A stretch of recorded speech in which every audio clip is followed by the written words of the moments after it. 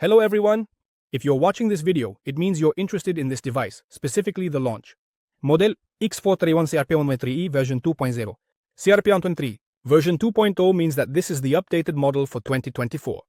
Since the video is quite long, if you're interested in specific moments, there are timestamps in the description. Today I will tell you about what this device can do, what brands does it actually read, and what brands does it have problems with. What temperature does it heat up to? Does it need 32 gigabytes of memory? Or will 16 be enough? Plus I will show and tell you clearly what each menu item means, what is it for and how to use all of this. And usually reviews come down to the fact that the device is good, buy it, link in the description, well that's it. Today there is not so much information in a minimum amount of time. And most importantly, I'll answer the question of whether this scanner is suitable for an average person who has a car or a few cars and doesn't have any technical education. I don't want to be boring, but there are some points I can't skip, like the appearance or specifications, so I'll keep it as brief as possible. So, what does this diagnostic tool look like? Let's start from the beginning. It comes in a box like this, and it looks presentable. And if it weren't for the delivery service, you could even gift it to someone. Inside the box, there's a case. It's made well, stitched well, there are no loose threads or anything sticking out, no issues at all. On a positive note, it is clear that even the zipper is of high quality. You can feel it in how it opens and closes. And also, what is more important, this bag cover is not just cloth, it is two-layered, and between the layers there is something soft. So, it provides some minimal protection. This case also has something to offer. So, it does make sense. If we open it, there's a compartment for two cables. One cable is for charging this launch device. By the way, its length is not small, 80 centimeters. The second cable is specifically for connecting to the car, and it's 120 centimeters long. For those who are already familiar with this brand, I think I need to tell you more. There's nothing to say about the appearance and casing. Well, for the rest of you, and for those who haven't held this device in their hands, the build quality is at a very high level. Everything that's black is plastic, and everything that's red is rubber. It's not rubberized plastic, it's actually a piece of rubber that's at least 2 mm thick. That's what I managed to see. In the corners, I think it's even more so, considering how it bounces off the table. From the rest, there's a ventilation hole on the backside. Cooling is passive. When in use, the device barely heats up. I won't even mention the temperature, it's just minimal. What, you have to agree? It's nice that the cable connects to the port, with screws for a secure fit. And what you might call a small detail, but it's nice, is on the backside, there are these indentations that make it quite convenient to hold the device with one hand. If they weren't there, or if the grip were different, considering its considerable weight, over half a kilogram, it would be uncomfortable to hold. Because we have a touchscreen, logically we can't hold it with our fingers. So, the space on the left and right of the display isn't just there for no reason. Plastic ones without a screen. And I repeat, the indentations on the back are really important. Whether you hold it with one hand or two hands, it really doesn't make a difference how you hold it. As for the specific features of this model, they're on your screen. What's important? Pretty decent. A 5-inch screen with a resolution of 720p. It's not huge, but it's more than enough. It's bright, with good viewing angles. Right, left, down. No problems. Excellent response. There are no complaints about the display. The interface is powered by Android 8.1. It has 2 GB of RAM. The hard drive is 32 GB. If anyone is wondering what the hard drive is for, well, probably not for watching movies. The memory stores reports on car diagnostics that you worked with, the screenshots you took, as well as the records you saved. This is version 2.0, which means it's updated. It's easy to tell visually. In the old version, the cable is yellow, while in the updated model, it's completely black. I asked the seller what exactly the differences are between the old and new versions. Is it worth upgrading or paying extra? So here's the thing. On the left is the old version of the diagnostic tool, and on the right is the new one. In the 2024 version, they slightly increased the battery by 100 mAh. Android 8.1 is installed instead of version 7. Next, 32 GB instead of 16. This is noticeably more, and I'll explain later why this is a very significant improvement.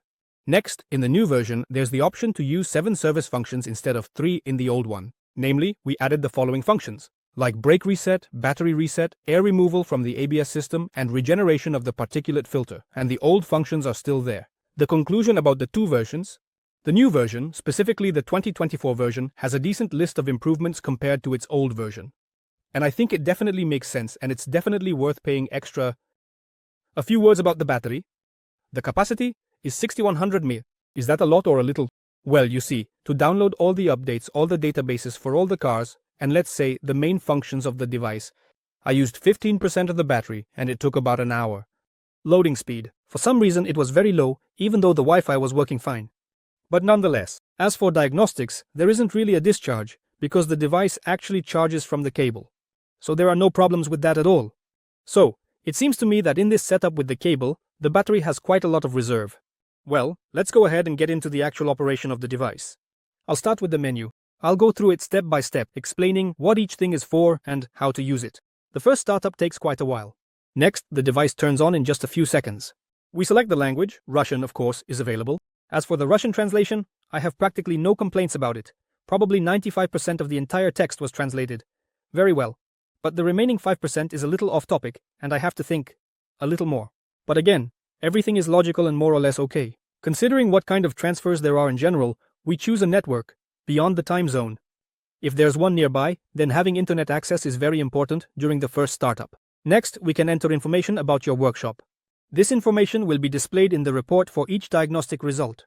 This report, you can send someone an email, and they'll always have your contact information. It's very convenient. Next, we agree to all the terms, and everything is almost ready. So, there are 9 items in the menu. I'll start from the end. These are the settings. What's interesting here, screen capture. If you activate it, a button appears that stays on top of all other windows, and at any moment, you can take a screenshot, whether in the menu or during testing.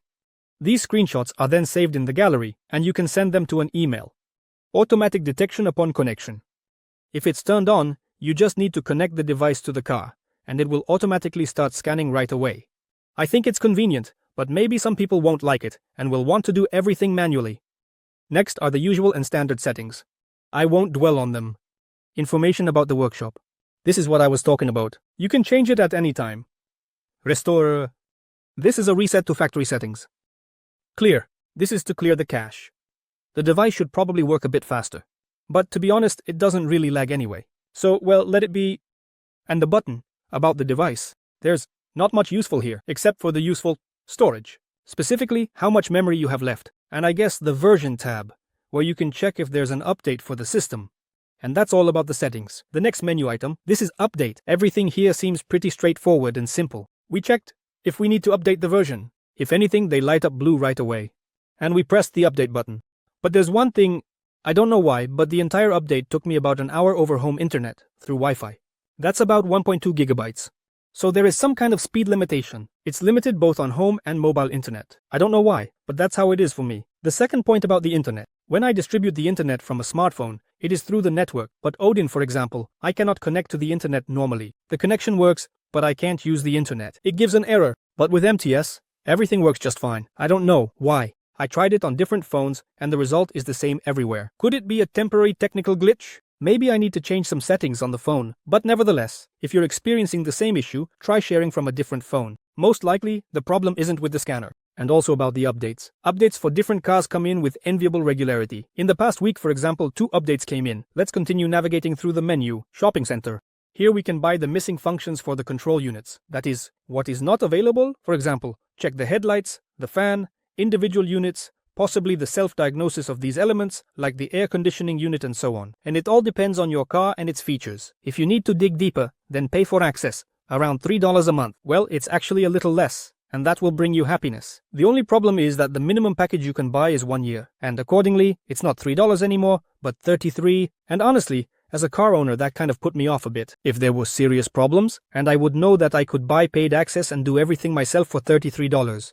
It's nothing serious, but giving away without necessity, well, it's a bit of a shame. But if I could, let's say, pay $2.73 a month, dig into the car's brain and see what's there. Maybe enable some functions, if that's supported. Diagnose, play around for a month, and I would know that in case of necessity, I could pay a very small amount and do something serious. So it turns out that for a private individual, just to take a look and play around, it's $33. Well, that's decent for a mechanic, some kind of specialist, or even for a service station, but it's nothing special. Drop in. It's a lot, considering that this money isn't just for a car model, but for the entire brand, specifically $33. This gives you access to all the operational functions that this launch provides for the entire brand, for example, for all Volkswagen models. So, if the manufacturer is watching this video, please add the option to purchase a monthly paid package from me personally. Let it cost not $273, but for example $350. I'm sure many people, regular car enthusiasts, would buy it. But let's get back to the launch. Next point.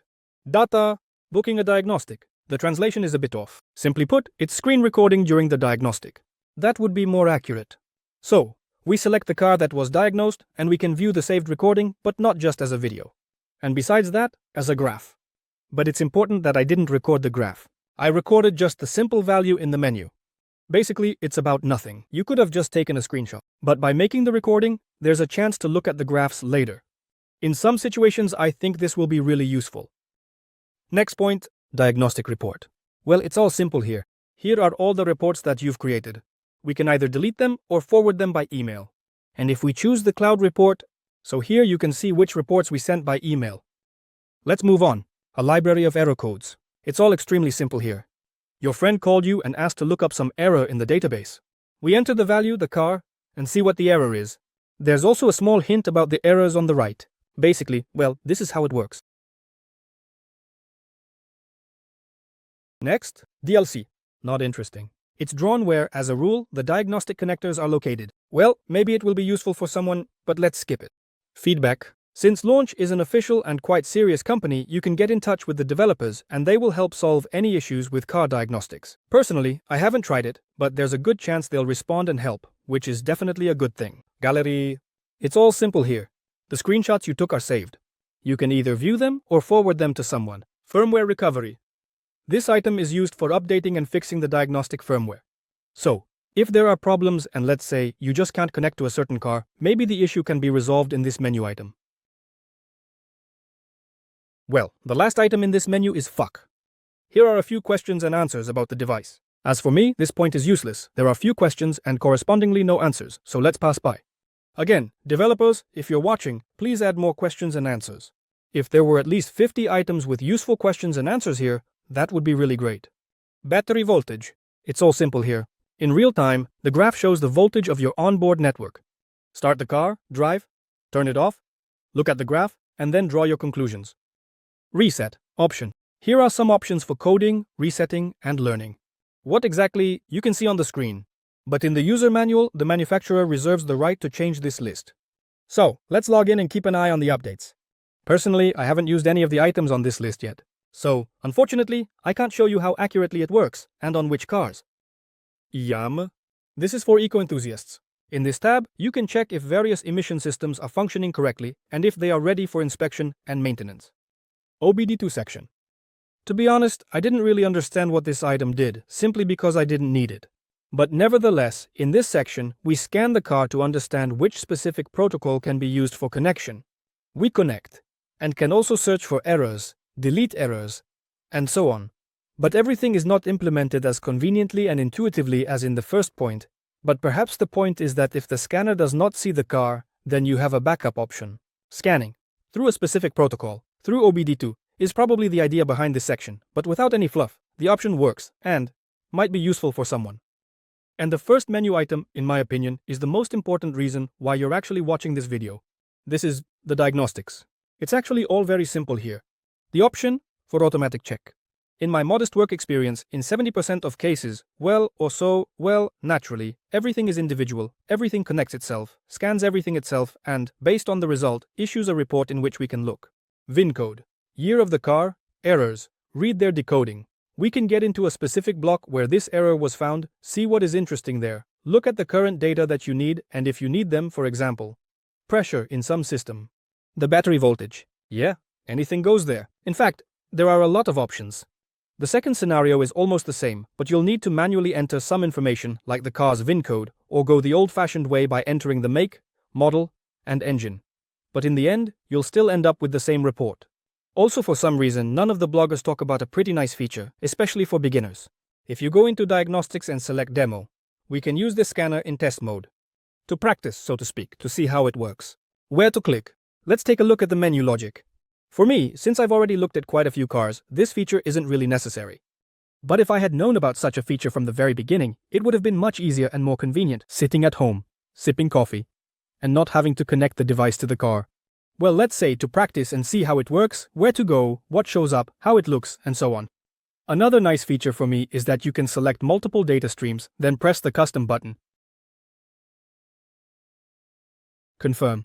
And get a graph with multiple variables. A maximum of 4 values. For those who understand what they're doing and can tell a carburetor from a generator, this is a really nice bonus.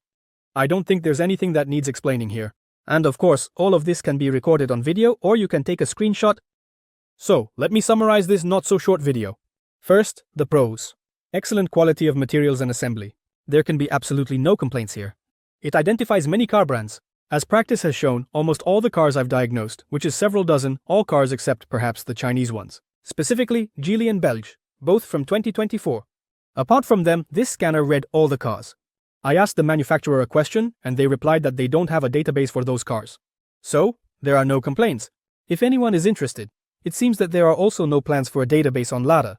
In other respects, almost all cars are identified and scanned automatically. Sometimes you need to help by entering the VIN code, and I think I entered the model, engine, and year the old-fashioned way just once. And that's all. Errors that are found and that can be erased, this device erased? Except, of course, for example, the missing airbag, but for example, there was an error on the pillow. I don't remember which one, but the airbag was present, so the error went away, and consequently, the device works with the safety module, which is nice. Another strange and unclear point is that the manufacturer claims the scanner works with 4 modules: engine, transmission, SRS, which is safety, and ABS. And also, the functions for resetting maintenance, oil and so on, I have. The launch did a great job reading electrical errors in Peugeot, like various light bulbs and so on. Although, it shouldn't have.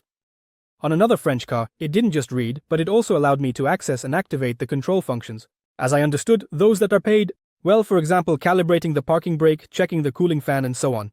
There's a lot of interesting stuff there. In other words, everything that the manufacturer claimed works and even a bit more. I still don't understand why more and on what principle. Next, on the plus side. The device has great potential, especially if you keep it updated and buy additional features. Then it turns out really well. The next plus is the support and regular updates. Almost once a week. Well, maybe once every 2 weeks, at least some update does come. Launch is a good, well-known, popular brand. 32 gigabytes of memory allows you to download a lot of databases, really a lot. I even think you don't need that much memory. Just so you know, the report weighs about 200-300 kilobytes. So you can figure out for yourself how many will fit. Screenshots and recordings also take up a reasonable size. So, in terms of memory, we're good. No, the volume is more than enough. And if I compare it to the old version with 16 gigabytes, then I already have a question here. The old version, even though I haven't held it in my hands. But it seems to me that there are huge problems with the memory there. It's just barely fitting. Here, 32 gigabytes in my opinion is definitely more than enough. With enough space for a small workshop, a service station, and data probably for a year or several years ahead. So I don't think there will be any problems with the memory. Well, now let's talk about the downsides. The device works through a cable, and this might really upset some people. The cable length isn't too bad, but it can only be used from inside the car. Let's say under the hood, you won't be able to reach. Well, and probably the most painful point for me as a car enthusiast. The downside is that you can't buy a monthly subscription. Only for a year. I was actually a bit upset. I really want to believe in a miracle, and that perhaps this will change someday, but of course, it is unlikely. So, the verdict: the device is good. It copes with its functions. No questions. I have no issues with it. Who would it be suitable for? I think it's the perfect option for a small auto service or a garage mechanic. You can read errors and view data in real time and even in graphs. And for those who know their stuff, being able to display multiple values on the screen at once is just great. And if a person, for example, specializes only in German cars or, oh my god, French cars, then it's just perfect.